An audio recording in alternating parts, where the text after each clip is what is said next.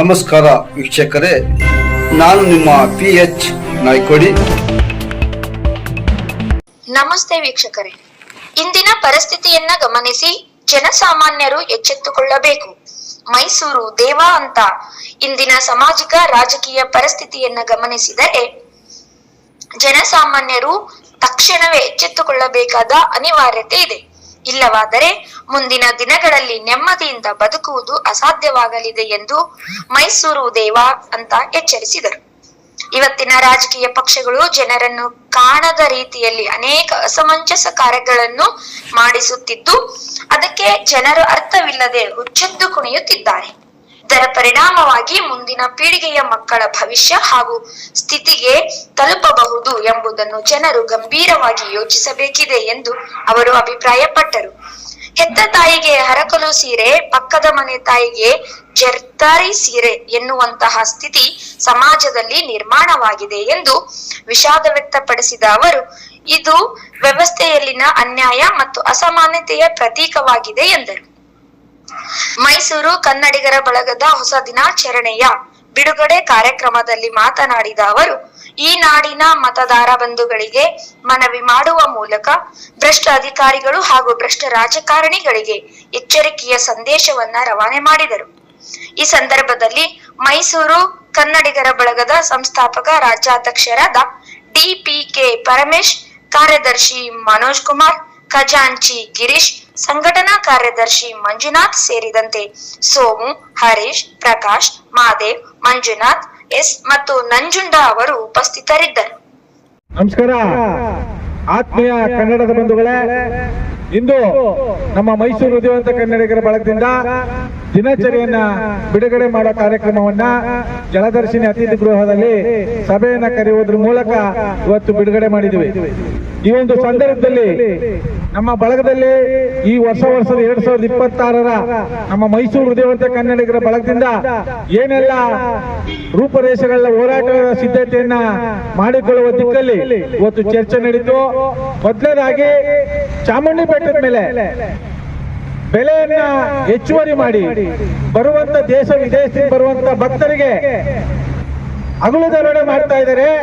ದಯಮಾಡಿ ಮೈಸೂರು ಉದಯವಂತ ಕನ್ನಡಿಗರ ಬಳಗ ನೀವು ಹೋರಾಟ ಮಾಡುವುದರ ಮೂಲಕ ಭಕ್ತರ ಮೇಲೆ ಆಗುವಂತ ಅನ್ಯಾಯವನ್ನ ತಡಿಬೇಕು ಅಂತ ಸ್ಥಳೀಯರು ಭಕ್ತರು ನಮಗೆ ಕರೆ ಮಾಡಿ ತಿಳಿಸ್ತಾ ಇದ್ದಾರೆ. ಎರಡನೇದಾಗಿ ಮೈಸೂರಿನಲ್ಲಿರ್ತಕ್ಕಂಥ ಸುಮಾರು 65 ವಾರ್ಡ್ಗಳಲ್ಲೂ ಕೆಲಸ ನಡೀತಾ ಇಲ್ಲ, ಅಭಿವೃದ್ಧಿ ಕಾರ್ಯಗಳು ನಡೀತಾ ಇಲ್ಲ, ಜನರ ಹಿತದೃಷ್ಟಿಯಲ್ಲಿ ಅಧಿಕಾರಿಗಳು ಮುಂದೆ ಬರ್ತಾ ಇಲ್ಲ, ಸಮಸ್ಯೆಗಳ ಮೇಲೆ ಸಮಸ್ಯೆಗಳಾಗ್ತಾ ಇದೆ. ಇದು ಸಾಂಸ್ಕೃತಿಕ ನಗರ, ಅರಮನೆಗಳ ನಗರ, ರಾಜರು ಆಳಿದಂತ ನಾಡಲ್ಲಿ ಜನರು ನೆಮ್ಮದಿಯಿಂದ ಬದುಕಕ್ಕೆ ಆಗ್ತಾ ಇಲ್ಲ ಅಂದ್ರೆ ಇನ್ನು 30 ಜಿಲ್ಲೆಗಳ ಪರಿಸ್ಥಿತಿ ಏನಾಗಬಹುದು, ಇದನ್ನು ಅವಲೋಕಿಸಬೇಕು ಅಂತ ಕೆಲವು ಕೂಟದ ಸ್ನೇಹಿತರು ಕರೆ ಮಾಡಿ ವಿಷಯಗಳ ಮೇಲೆ ತಿಳಿಸ್ತಾ ಇದ್ದಾರೆ. ಇವತ್ತು ಏನೆಲ್ಲ ಅನ್ಯಾಯ, ಅಕ್ರಮಗಳು, ದೌರ್ಜನ್ಯಗಳು ನಡೀತಾ ಇದೆ, ಇದರ ವಿರುದ್ಧವಾಗಿ ಒಂದು ಹೋರಾಟದ ರೂಪರೇಷೆಗಳನ್ನ ಸಿದ್ಧತೆ ಮಾಡಿ ನಾವಿವತ್ತು ಸಭೆಯನ್ನು ಯಶಸ್ವಿಗೊಳಿಸಿದ್ವಿ. ನಾವು ಈ ನಾಡಿನ ಮತದಾರ ಬಂಧುಗಳಿಗೆ, ದಕ್ಷ ಪ್ರಾಮಾಣಿಕ ಅಧಿಕಾರಿಗಳಿಗೆ, ಜನಪ್ರತಿನಿಧಿಗಳಿಗೆ ಹೇಳದಿಷ್ಟೇ, ಇವತ್ತು ನಡೆಯುವಂತ ಅನ್ಯಾಯಗಳು, ಅಕ್ರಮಗಳು, ದೌರ್ಜನ್ಯಗಳು, ಕೊಲೆಗಳು ನಿರಂತರವಾಗಿ ನಡೆದ್ರೆ ಯಾವೊಬ್ಬ ಅಧಿಕಾರಿ ಆಗ್ಲಿ, ಯಾವೊಬ್ಬ ರಾಜಕಾರಣಿಗಳಾಗ್ಲಿ, ಯಾವೊಬ್ಬ ಮಠಮಾನ್ಯಗಳಾಗ್ಲಿ ಅವರ ಮಕ್ಕಳಿಗೂ ಸಹ ಉಳಿಗಾಲವಿಲ್ಲ. ದಯಮಾಡಿ ಇದನ್ನ ಪ್ರಜೆಗಳು ಅರ್ಥ ಮಾಡ್ಕೋಬೇಕು. ಇವತ್ತು ವೋಟ್ ಬ್ಯಾಂಕ್ ರಾಜಕಾರಣಕ್ಕೋಸ್ಕರ ನಮ್ಮ ಕನ್ನಡಿಗರನ್ನ ಕಡೆಗಣಿಸಿ ಎತ್ತ ತಾಯಿಗೆ ಅರ್ಕೆ ಸೀರೆ, ಪಕ್ಕದ ಮನೆ ತಾಯಿಗೆ ಜರ್ಪಾರಿ ಸೀರೆ ಅನ್ನೋ ದಿಕ್ಕಲ್ಲಿ ನಡೀತಾ ಇದೆ ಸರ್ಕಾರ.